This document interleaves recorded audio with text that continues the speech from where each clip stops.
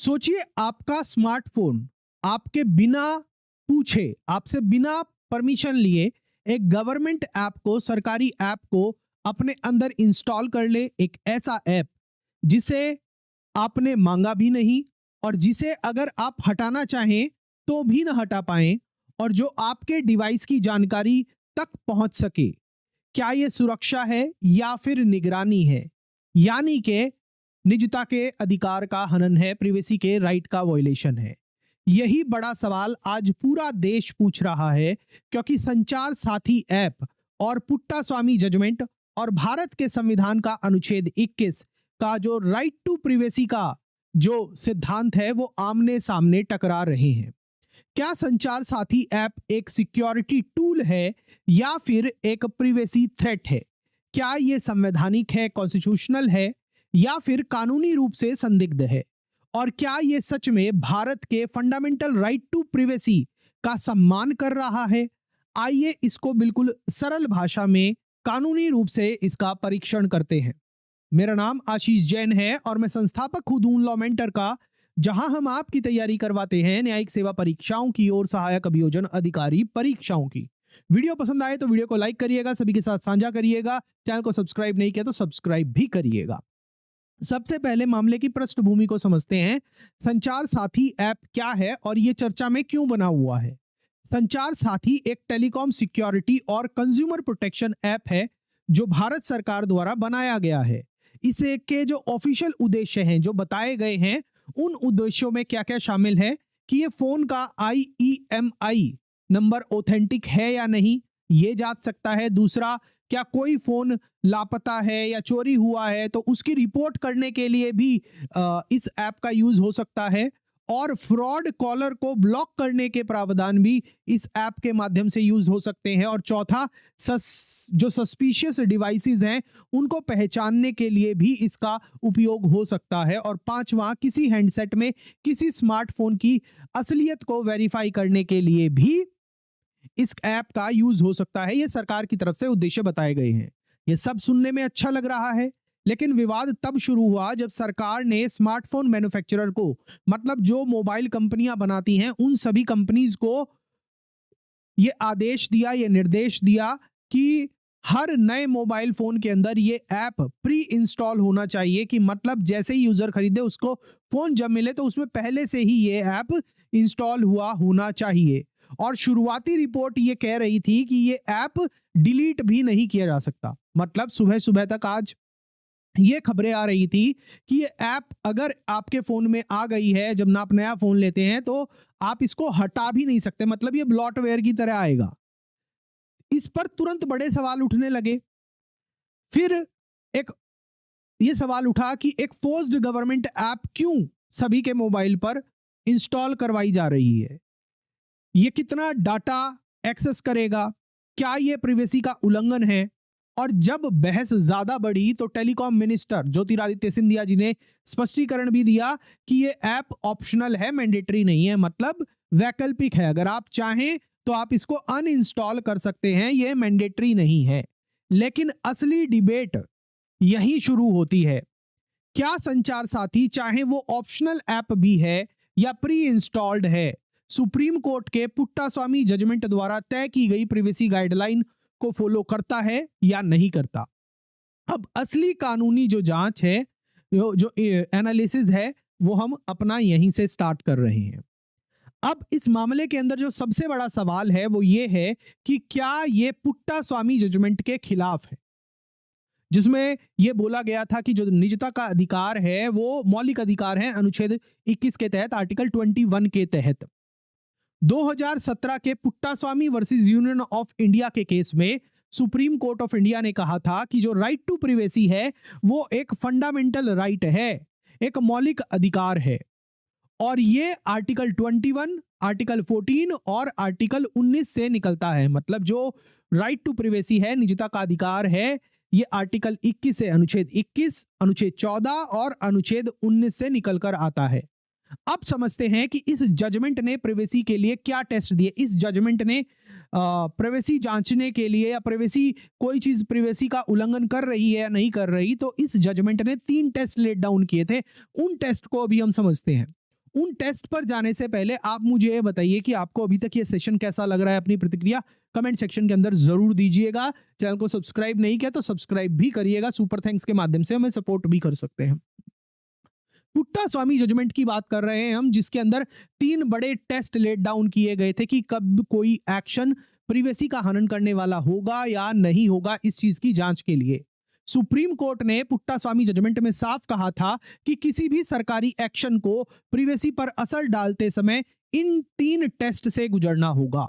जो पहला टेस्ट है वो है लीगैलिटी का टेस्ट, यानी कि वैधता का।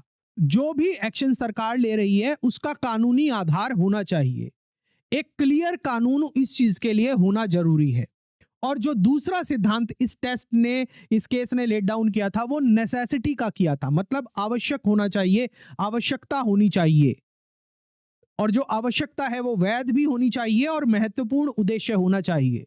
गवर्नमेंट का उद्देश्य जो है वो लेजिटिमेट होना चाहिए, कानूनन वैध होना चाहिए। और जो तीसरा टेस्ट इस केस ने लेट डाउन किया था वो टेस्ट था प्रोपोर्शनैलिटी का, कि मतलब आनुपातिक ही इंफॉर्मेशन ली जानी चाहिए, कम से कम हस्तक्षेप वाला तरीका अपनाया जाना चाहिए। गवर्नमेंट जो कर रही है वो मिनिमली इंट्रूसिव होना चाहिए, तभी वो राइट टू प्रिवेसी के सिद्धांत का अनुपालन करता हुआ माना जाएगा। अब देखते हैं कि इन टेस्ट को संचार साथी ऐप पर कैसे अप्लाई किया जाता है, उसका एक बार लीगल एनालिसिस और समझते हैं। लीगल एनालिसिस कर रहे हैं हम संचार साथी ऐप के केस के मुद्दे पर। क्या संचार साथी ऐप इन 3 टेस्ट पर खरा उतर रही है, इसको समझते हैं। पहला टेस्ट, पुट्टा स्वामी जजमेंट ने लीगैलिटी वाला टेस्ट दिया था, ठीक है। क्या इस ऐप के लिए कोई कानून है, आप इसको समझिएगा। इस ऐप के लिए क्या कोई कानून है? लीगैलिटी वाला था कि कानूनी आधार होना चाहिए, जो पहला टेस्ट था। संचार साथी ऐप को शुरू करने का जो आधार है वो एक एग्जीक्यूटिव ऑर्डर है और न कि कोई विशेष संसद द्वारा पास किया गया स्पेशल कानून है। तो मतलब अलग कानून नहीं है, मगर अगर हम कानूनन तौर पर देखें तो एग्जीक्यूटिव जो ऑर्डर होता है वो भी एक डेलीगेटेड लेजिस्लेशन में आता है। तो मतलब कानून है मगर संसद द्वारा पारित कानून नहीं है। तो लॉ की डेफिनेशन में, डेलीगेटेड लेजिस्लेशन की डेफिनेशन में आएगा, मगर आप ये नहीं कह सकते कि इसके ऊपर हमारे पास एक फुल फ्लेज्ड लॉ है। अगर ये ऐप मैंडेटरी होता और ऐसा होता कि जिसको डिलीट ना किया जा सके तो लीगैलिटी टेस्ट कमजोर पड़ जाता। हालांकि सरकार ने आपको कहा है कि ये मैंडेटरी नहीं है, ऑप्शनल है और आप डिलीट कर सकते हैं, तो इस चीज का भी आपको ध्यान रखना है। अगर ये ऐप सच में ऐसी होती जो मैंडेटरी होती, हर किसी को अपने ऐप फोन पे इंस्टॉल करनी ही पड़ती, और ऐसी होती जिसको डिलीट ना किया जा सकता, तो यहां पर जो लीगैलिटी टेस्ट था, जो जस्टिस पुट्टा स्वामी के केस में पहली बार आया था, वो टेस्ट कमजोर पड़ जाता। हालांकि आज जो सरकार ने कहा है वो कहा है कि ये ऐप ऑप्शनल है, मतलब वैकल्पिक है, आपकी मर्जी है, आपके डिस्क्रिशन पर डिपेंड करेगा कि आप इसे रखना चाहते हैं या हटाना चाहते हैं। इसकी वजह से क्या हो रहा है, जो चिंता है, जो निजता के हक की जो चिंता है वो थोड़ी कम हो रही है कानूनी तौर पर, लेकिन पूर्ण स्पष्टता अभी भी बाकी है क्योंकि कोई भी स्पष्ट रूल्स एंड रेगुलेशन सामने इस पर नहीं आए हैं। तो इस फार एज लीगैलिटी वाला जो टॉपिक है, इस पर क्या निष्कर्ष निकलता है, इस प्रिंसिपल पर क्या निष्कर्ष निकलता है संचार साथी के केस में, कि कानूनी आधार जो है आंशिक रूप से स्पष्ट है। एग्जीक्यूटिव ऑर्डर आ रहा है, फुल फ्लेज लॉ नहीं है, मगर पूरी पारदर्शिता अभी जरूरी है क्योंकि detailed rules and regulations notify नहीं हुए, वो पता नहीं है। अब बात करते हैं पुट्टा स्वामी जजमेंट के दूसरे टेस्ट के बारे में, जो टेस्ट था नेसेसिटी टेस्ट, आवश्यकता वाला टेस्ट। ठीक है, क्या सरकार का उद्देश्य वैध है? अब इसको समझते हैं संचार साथी ऐप वाले केस के अंदर। यहां पर जो गवर्नमेंट का उद्देश्य है, सरकार का उद्देश्य है, वो बिल्कुल वैध है। कैसे? सरकार के क्या उद्देश्य हैं? सबसे पहली बात, IMEI फ्रॉड को रोकना, बिल्कुल सही चीज है, होनी चाहिए। दूसरा, चोरी हुए फोन का मिसयूज रोकना, कोई किसी का फोन चोरी हो जाता है तो उसके मिसयूज को रोकना, ये भी बहुत अच्छा उद्देश्य है। और तीसरा, यूजर को स्कैम से बचाना, ये भी अच्छा उद्देश्य है। और चौथा है टेलीकॉम सुरक्षा मजबूत करना, उद्देश्य अच्छे हैं। निष्कर्ष क्या है कि जो नेसेसिटी टेस्ट था पुट्टा स्वामी का, वो पास हो रहा है। मतलब जो दूसरा टेस्ट था, उद्देश्य जो है वो अच्छा होना चाहिए, नेसेसिटी के टेस्ट को पास करना चाहिए। तो जो पुट्टा स्वामी जजमेंट में टेस्ट लेट डाउन किया गया था, उस टेस्ट को ये पूरा का पूरा पास कर रहा है। अब आते हैं तीसरे टेस्ट की, प्रोपोर्शनैलिटी टेस्ट के बारे में। प्रोपोर्शनैलिटी टेस्ट की बात करते हैं, असली विवाद यहीं पर है। अगर यह संचार साथी ऐप मोबाइल में पहले से इंस्टॉल हो जाए या आप अपना फोन क्या कहते हैं अपडेट करें और उसमें चुपके से आपके फोन में इंस्टॉल हो जाए, ऐसी सिचुएशन हो जाए, और एक बार इंस्टॉल होने के बाद या फिर आपके पास जब नया फोन आता है उसमें अगर ये है और ऐसी है जिसको डिलीट ना किया जा सके, और इसके पास आपके बड़े सारे डेटा को एक्सेस करने के सारे परमिशन हो, किसी भी डेटा को, किसी भी आपके फोन के अंदर कोई भी चीज है उसको एक्सेस किया जा सके और आपके फोन के डेटा को भी एक्सेस कर सके, और उसके ऊपर कोई भी ओवरसाइट ना हो, निगरानी तंत्र हमारे पास अगर मजबूत नहीं है इस चीज के लिए, तो यह प्रोपोर्शनैलिटी टेस्ट फेल कर सकता है। ध्यान दीजिएगा कि कब, अगर ऐप प्री इंस्टॉल होगी या अपडेट के जरिए आए और एक बार आ जाए तो आप उसको डिलीट ना कर पाए और इसके पास ब्रॉड परमिशन हो डिवाइस डेटा एक्सेस करने की और हमारे पास कोई निगरानी तंत्र ना हो इसके लिए, तो ये प्रोपोर्शनैलिटी टेस्ट को फेल कर सकता है, जो जस्टिस पुट्टा स्वामी के केस में जो तीसरा टेस्ट था, क्योंकि इंट्रूजन आवश्यकता से ज्यादा हो जाता है। लेकिन यहां पर ध्यान देने की जरूरत है, लेकिन क्या ध्यान देने की जरूरत है कि अगर ऐप ऑप्शनल है जैसा कि सरकार कह रही है और यूजर से कंसेंट लिया जाए कि क्या डाटा उसका एक्सेस किया जा रहा है, परमिशन का उसको कंट्रोल दिया जाए जैसे दूसरी ऐप के केस में होता है, और डाटा यूसेज और डाटा एक्सेस मिनिमल हो, कम से कम डाटा एक्सेस किया जाए और यूजर को कंट्रोल मिले कि ऐप को डिलीट कर सके, कौन सी परमिशन उसको देनी है, कौन सी हटानी है, ये उसको मिल जाए और इसके अंदर सारी ट्रांसपेरेंसी भी हो जाए, तो ये प्राइवेसी का उल्लंघन नहीं करेगा। आज की स्थिति कैसी है, जब आज हम इस वीडियो को रिकॉर्ड कर रहे हैं 2 दिसंबर 2025 को, तो स्थिति जो है वो थोड़ी मिली जुली सी है। कुछ रिपोर्ट्स इसके मैंडेटरी होने की बात कर रहे हैं, हालांकि गवर्नमेंट कह रही है कि ये ऑप्शनल है, और एक्सपर्ट जो है वो डाटा एक्सेस पर सवाल उठा रहे हैं। तो मामले का यहां से निष्कर्ष क्या निकलता है कि जो प्रोपोर्शनैलिटी जो टेस्ट है वो स्ट्रॉन्गेस्ट कंसर्न है आज की तारीख में। एग्जीक्यूशन पॉइंट पर प्रिवेसी इंपैक्ट निर्भर करता है। अब आगे बढ़ने से पहले मैं आपसे एक सवाल पूछना चाहता हूं, और मेरा सवाल यह है आपसे कि अगर कोई गवर्नमेंटल सिक्योरिटी ऐप आपको फ्रॉड से बचाए, तो क्या आप उसे अपने फोन में रहने देंगे या नहीं? अपना जवाब यस और नो में आप दीजिए। अब बात करते हैं कि कौन कौन से प्रिवेसी रिस्क उठाए गए हैं, कि प्रिवेसी रिस्क क्या है इस संचार साथी ऐप के केस में, उसको समझते हैं। सबसे पहला है इंफॉर्मेशनल प्राइवेसी का रिस्क, कि आपकी जो जानकारी है, जो आप किससे बातचीत कर रहे हैं, उसके लीक होने का खतरा। जैसे डिवाइस आइडेंटिफायर्स है, IMEI है, यूसेज पैटर्न तक एक्सेस हो सकता है। ये अपने आप में एक कंसर्न है प्रिवेसी का। दूसरा है कंसेंट और ऑटोनोमी का रिस्क, कि अगर ऐप प्री इंस्टॉल है और उसके साथ साथ ऐसी है जिसको डिलीट ना किया जा सकता, तो यूजर चॉइसेस यहां पर जो है वो खत्म हो जाती है, जो आपका कंट्रोल है उस ऐप पर वो खत्म हो जाता है। ये भी एक कंसर्न है। और तीसरा कंसर्न है सर्विलेंस का, कि निगरानी तंत्र का, इंफ्रास्ट्रक्चर का रिस्क है। आज नहीं पर भविष्य में मिसयूज हो जाए तो ये भी एक कंसर्न है। और चौथा कि इस पर कोई इंडिपेंडेंट ओवरसाइट नहीं है, कोई इंडिपेंडेंट निगरानी तंत्र नहीं है कि ये उद्देश्यों का और लोगों की निजता का उल्लंघन नहीं करेगा। ये चीज, ये भी कंसर्न है। प्रिवेसी को चेक एंड बैलेंसेस चाहिए, ये बात हमें सबको ध्यान में रखनी है। और पांचवा क्या है, डाटा स्टोरेज और रिटेंशन की अस्पष्टता। जो भी डेटा ये ऐप एक्सेस करेगी वो कहां रखा जाएगा, कौन से सर्वर में रखा जाएगा, कितने लंबे समय तक रखा जाएगा और कैसे स्टोर किया जाएगा, और कैसे ये इंश्योर किया जाएगा कि वहां से वो डेटा लीक नहीं होगा, इसके बारे में आज की तारीख में पूरी स्पष्टता नहीं है, अस्पष्टता है। डाटा कहां स्टोर होगा, कौन एक्सेस कर सकता है और कितने समय तक एक्सेस कर सकता है, ये सारे पॉइंट्स सीधे अनुच्छेद 21 के अंदर जो प्राइवेसी का जो मौलिक अधिकार है उस पर इंपैक्ट डाल रहे हैं। इसीलिए ये क्वेश्चनेबल भी हो रहा है।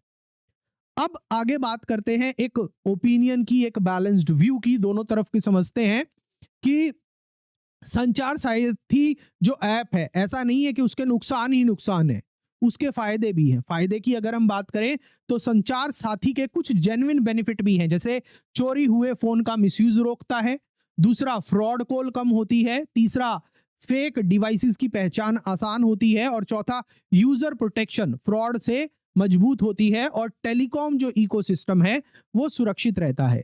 इसलिए ये ऐप पूरी तरह गलत या पूरी तरह सही नहीं है आज की तारीख में जब हम ये वीडियो रिकॉर्ड कर रहे हैं। असली बात है इंप्लीमेंटेशन कैसे होगा। ठीक है, अब हम अपने फाइनल एनालिसिस की तरफ चलते हैं। क्या प्राइवेसी का उल्लंघन होता है इस ऐप से, उसको समझते हैं। सारी बातों को जोड़ते हैं जो हमने अभी तक पूरा डिस्कस किया। यदि संचार साथी है, कैसा? ऑप्शनल है, कंसेंट बेस्ड है, आपसे सहमति ली जाती है, और मैंडेटरी नहीं है कि आप उसको डिलीट कर सके अगर ये प्रावधान है, डिलीटेबल है, ट्रांसपेरेंट है कि डाटा कैसे रखा जाएगा, और आपका मिनिमल डाटा यूज करता है, तो ये प्राइवेसी का उल्लंघन नहीं है।